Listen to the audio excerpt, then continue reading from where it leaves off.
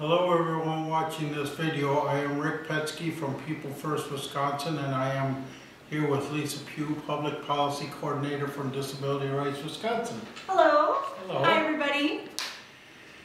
I am going to ask Lisa some questions about how to meet with policymakers and give you ideas on how to make that a less scary experience. Lisa, what are your tips? Well, the first thing you need to know, Rick, and I know you know this because you've met with legislators before, is that legislators are not scary people, right? They get their mail just like we do. They put their pants on one leg at a time. They're just everyday neighbors who live in your community. So they're not superhuman, and really their job is to listen to you. That is very true. So if I want to meet with my state legislator, which I have done before, what would I talk to him or her about? Well, the first step is to find their name and contact information. I know you know who your legislator is, but people who don't know who their legislator is need to figure out who that person is. So a good trick is to just Google the words, "Who are my legislators?" W-A-M-L, and it will come up with a website that will tell you who your legislators are. You put in your address and your zip code, and that will give you the name of that person, and then you can, or if you don't have access to the internet, you can call toll free, and that's 800-362-9472, and hopefully we can put the website and the phone number on the bottom of the screen for you. Is there something I should do to prepare for a meeting or a conversation with my legislator? Absolutely. Always do your homework. I know you do this, Rick. Here are some important things to know before you have that first visit. First of all, you're going to want to understand what are your legislators' views or past votes on issues that are important to people with disabilities. A good way to find that out is to check out his or her website, and you can find that at the legislature's main website. Put that on the bottom of the screen, and that is http://legis.wisconsin.gov. And that's where all information about the legislature exists, but it also will help you go onto your legislator's website. And that's where you'll find the issues that are important to that legislator. You want to find out what they're interested in, even beyond disability issues. That can tell you a lot. Are they a business owner? Did they work in healthcare? Are they a teacher? And that will help you to understand how you might talk to that legislator. For instance, if your legislator is a business owner, you might want to talk to them about employing people with disabilities, how you can promote good jobs for people with disabilities, and how that would be good for business. If your representative is a teacher, you might want to also talk about how schools help to play a role in preparing you for employment and making sure that students leave school with all the right skills in order to be employed or to be more independent in the community. So, and then another tip of kind of doing your homework is to think about what's going on for other people with disabilities in your community. Legislators always want to know what's happening for constituents. So you want to maybe ask around if you're part of a group or a chapter with other people with disabilities, or maybe you're in a coalition. Ask what some of the important issues are. Is it transportation? Is there an issue with schools? And then talk to those groups that you're involved in, so that when you talk to your legislator, that you're sharing information that's more than just about yourself. So you also want to make sure that you would know, if the issue that you're going to talk about is related to employment, maybe think about what do jobs or employment services look like for people with disabilities who live in your legislator's district. And that would be really important to share at your first meeting. And make sure you kind of think about the sorts of questions that your legislator may want to ask you about. What about my own story? What is the best way to share that? Oh, you're really good at that, aren't you? I know that's a stupid question because I've shared my personal story many times, but we have to tell the people at home how to do it. Absolutely. Well, you know, Rick, because you've done this before, that your story is your secret weapon. You know, legislators meet with all sorts of lobbyists and other people, and they don't have the things that we have, which is our stories about our children with disabilities, or story about your personal life as a person with a disability. Those are even more important than some of the facts and figures that you'll share. It will help your legislator to remember you. So my advice is to use your story to make your legislator remember you for long after you leave that legislator's office. So you're going to want to practice telling your story, sharing your story, and make some key points about how your personal story relates to that main issue that you want to talk about. So just to give you an example of how you might prepare your story, I just want to show you that this is a tool. This is a free tool that is an app. Maybe you've heard of apps that are available on iPads that was created by self-advocates to help self-advocates tell their story. It's called Telling My Story.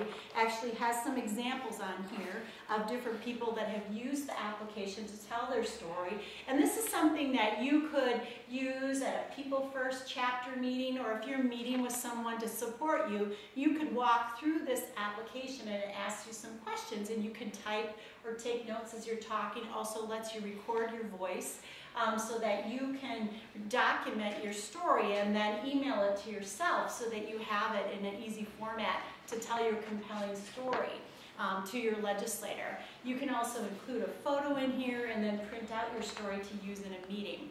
But you don't really need an application like this to practice telling your story. This is just something helpful and it's new, so I wanted to share it.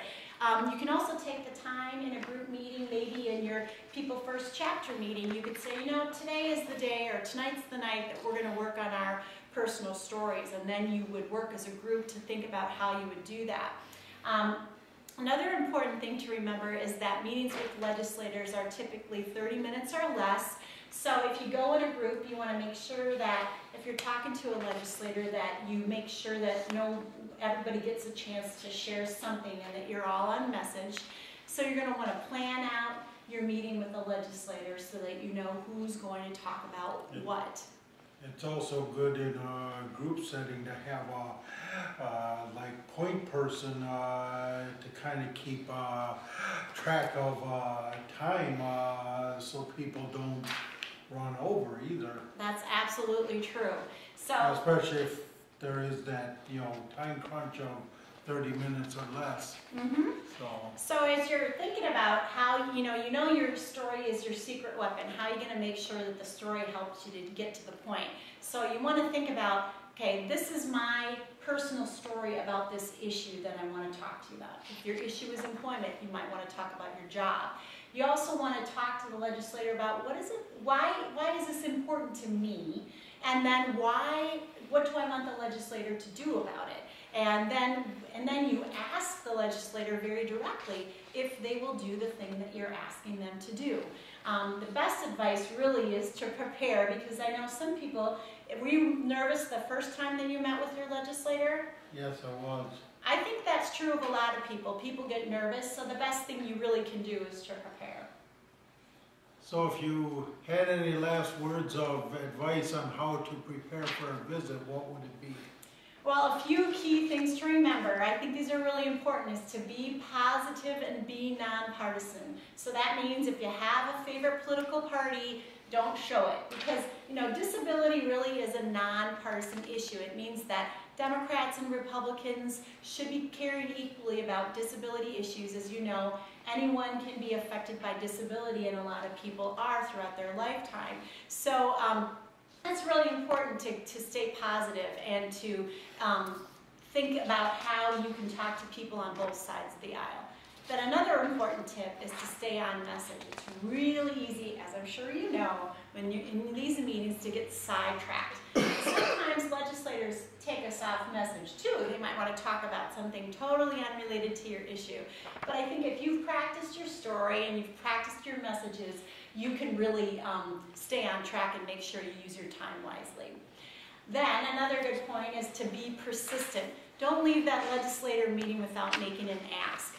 Make sure that it's a hard ask, that you want them to do something for you, because that's the point of your meeting. It could be something like asking them to sign a letter of support or support a bill, put their name on a bill, co-sponsor a bill, but think about before you go into a meeting what it is that you want them to do for you. Then look at this meeting as a long-term relationship. You're not just going in there to meet with your legislator once. You want them to come back to you, to see you as an expert. I know that you've developed some long-term relationships with your legislators that kind of look to you as a friend or an expert, right? Yes, I have, and it's you're definitely right about that. It's not just a one-term or one-time thing. Right. I think you want, ideally, if you leave that meeting and they look to you as an expert, somebody that they're going to call in the future, then you've had a successful meeting. And then finally, my last tip would be to follow up. Write a thank you letter, write something, either an email or handwrite that says, I appreciate meeting with you, thank you for agreeing to do this, I hope we can meet again sometime. Would you agree that this day and age a thank you card would be better than a thank you email? I think sometimes that's definitely true, because our legislators don't get a lot of handwritten notes anymore. So if you could take and it might make an impression or a difference. I think so, and absolutely, even including a photo in that, I think, to remind them of who you are and what it is that you talked about. I think that could really make an impression. Are there any opportunities for people to learn more about advocacy and how to get involved? Oh, you know a lot about these opportunities, don't you? Yes, I do. So I'm going to mention two of them. One is Disability Advocacy Day. We had the first Disability Advocacy Day last year, and now we're having another one. It's March 20th of 2013, so we can put that on the bottom of our screen. Make sure you remember March 20th, 2013. That's going to be when other disability advocates from around the state come to Madison, go to the Capitol, and we'll have issue papers ready for you. You might have meetings with legislators, with other people from your area. You can find more information about Disability Advocacy Day at the Survival Coalition website, and that's hopefully on the bottom of your screen, www.survivalcoalition.org. Now here's another tip, Rick, that I know you know a lot about, is the Partners in Policymaking program. We got to make a pitch for that, and that's a great way to really become a leader on disability issues, and you can find more information about that at the BPDD website, which is www.wi-BPDD.org. And yes, I am a graduate of Partners in Policymaking, so I do agree with you 110% that's very good to go through. So thank you very much for your time, Lisa. Absolutely, and happy advocating.